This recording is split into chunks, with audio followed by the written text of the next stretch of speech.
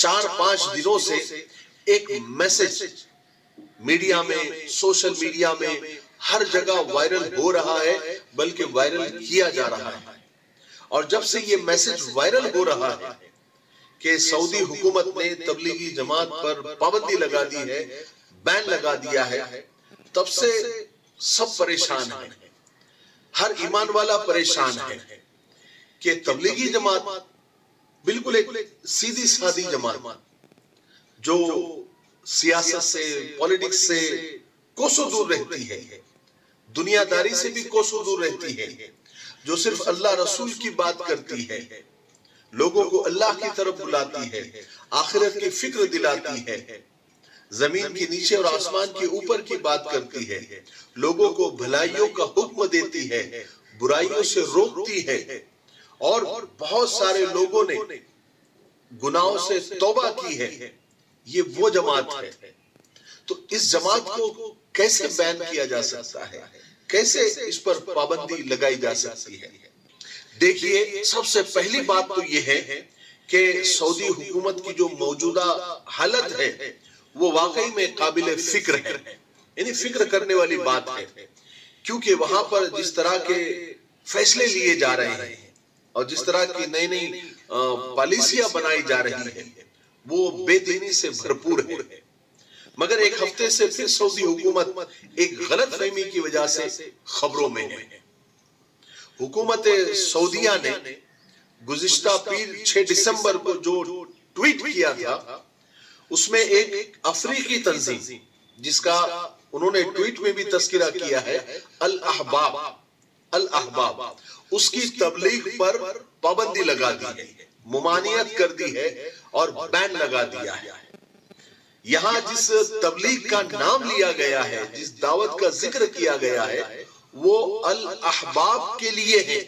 الاحباب تنظیم کی تبلیغ پر بین لگا دیا گیا ہے۔ مگر میڈیا اور جاہل میڈیا، خبیث میڈیا جو پہلے سے ہی ٹو میں بیٹھی ہوئی تھی، اس کو جیسی تبلیغ کا نام سنائی دیا وہ فوراً ایکٹیو ہو گئی اور بڑی ہوشیاری کے ساتھ یہ تبلیغ نام کا استعمال کر کے ہمارے ہندوستان سے جو دنیا بھر میں دین کی خدمت کر رہی تبلیغی جماعت ہے، جس کے بانی حضرت مولانا الیاس صاحب رحمۃ اللہ علیہ ہیں،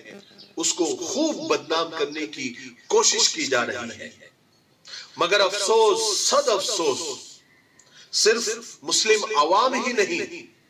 بلکہ خواص بھی، یہاں تک کہ کچھ علماء کرام بھی اس سازش کی زد میں آ گئے اور اس بات کو سچ مان بیٹھے۔ دیکھیے، دین اسلام عرب و عجم میں، کالے اور گوروں میں امتیاز نہیں کرتا، فرق نہیں کرتا، اور نہ ہی اسلام کسی ایک ملک کی جاگیر ہے۔ مگر یہ سازش سعودی عرب کے خلاف مسلمانوں کو ورغلانے کی ہے، جس سے وہاں پر قتل و غارت گری پھیل جائے اور دشمن اسلام حرمین شریفین پر اپنا ناپاک قبضہ جما کر لوگوں کو مرتد کر سکے۔ یہاں ایک بات سمجھنے کی بہت سخت ضرورت ہے کہ بھلے ہی شاہ سلمان اور اس کے بیٹے کے دور میں سعودی عرب میں کافی برائیوں کا آغاز ہوا ہے، لیکن ایک بات یاد رکھیں، حرمین شریفین کی دیکھ بھال آل سعود کے علاوہ کوئی کر بھی نہیں سکتا۔ لہٰذا کسی بھی قسم کی غلط فہمی سے خود بھی بچے اور دوسروں کو بھی بچائے، اور زیادہ سے زیادہ لوگوں کو اس بات کی اطلاع دے کہ سعودی حکومت نے تبلیغی جماعت پر، جو ہمارے یہاں سے چلتی ہے، ہندوستان سے چلتی ہے اور پوری دنیا میں اس کی شاخیں ہیں اور بالکل کھل کے کام کرتی ہے، ہر ملک کے اندر آج بھی، امریکہ میں، انگلینڈ میں، افریقہ میں، ایکڑوں میں مرکز ہے تبلیغی جماعت کے۔ اس تبلیغی جماعت پر سعودی حکومت نے کسی طرح کا کوئی الزام، خاص طور پر دہشت گردی کا الزام نہیں لگایا ہے۔ آخر میں ایک بات آپ کو بتا دوں کہ اس کی وجہ کیا ہے۔ دیکھیے، اسلام کے دشمن روزانہ یہ دیکھ رہے ہیں، یہ مشاہدہ کر رہے ہیں کہ کس طرح تبلیغی جماعت مسلمانوں کے دینی شعور کو بڑھا رہی ہے اور الحمدللہ روز نہ جانے کتنے مسلمان اپنے گناہوں سے توبہ کر کے دین کو مضبوطی سے پکڑ رہے ہیں۔ اس سے پہلے بھی کورونا کو بہانہ بنا کر اسلام کے دشمنوں نے تبلیغ کو نشانہ بنایا تھا۔ اب پھر سے ایسی جھوٹی خبریں پھیلا کر تبلیغی جماعت پر پابندی لگانے کی کوشش کی جا سکتی ہے۔ لہذا اس وقت اپنے مسلک، اپنے مکتب فکر کے جھگڑوں میں نہ پڑتے ہوئے متحد ہو کر اس لڑائی کو لڑنا ہوگا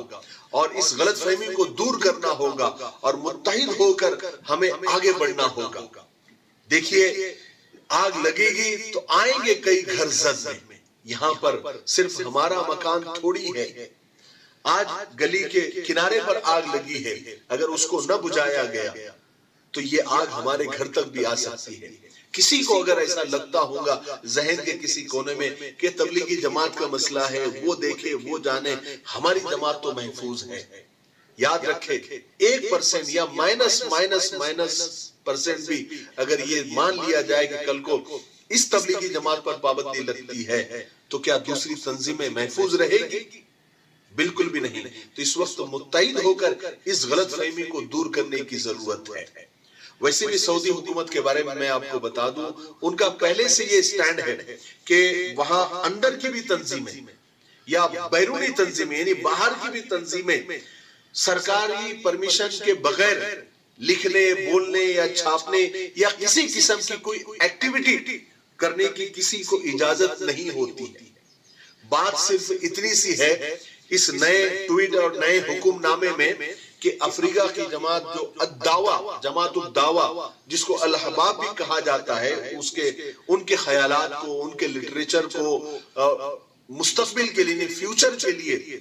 دہشت گردی کا مائنڈ سیٹ اس سے بنے گا، اس لیے اس کو ذمہ دار ٹھہرایا گیا ہے کہ اس سے دہشت گردی پیدا ہو سکتی ہے، اس لیے اس پر پابندی لگائی گئی ہے۔ اور تبلیغ یہ عربی لفظ ہے جس کا ترجمہ پھیلانا ہوتا ہے، تو ہر تنظیم جتنی بھی تنظیم ہوتی ہے وہ اپنا مشن پھیلاتی ہے، ایسے تو ہر تنظیم کے آگے تبلیغ لگایا جا سکتا ہے۔ ہر جماعت تبلیغ کرتی ہے، اپنے مشن کی تبلیغ کرتی ہے، اپنے باتوں کی تبلیغ کرتی ہے،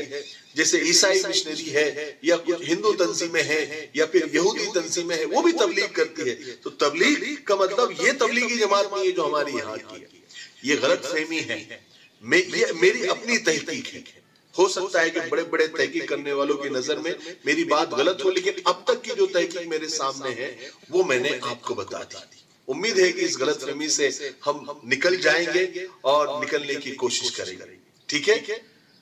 تب تک میرے لیے، پوری امت کے لیے، پوری انسانیت، پوری مانوتا کے لیے اور ہمارے پیارے ملک بھارت کے لیے اور یہاں کی امن و شانتی کے لیے، ترقی انتی کے لیے خوب دعائیں کرتے رہیں۔ السلام علیکم ورحمۃ اللہ وبرکاتہ۔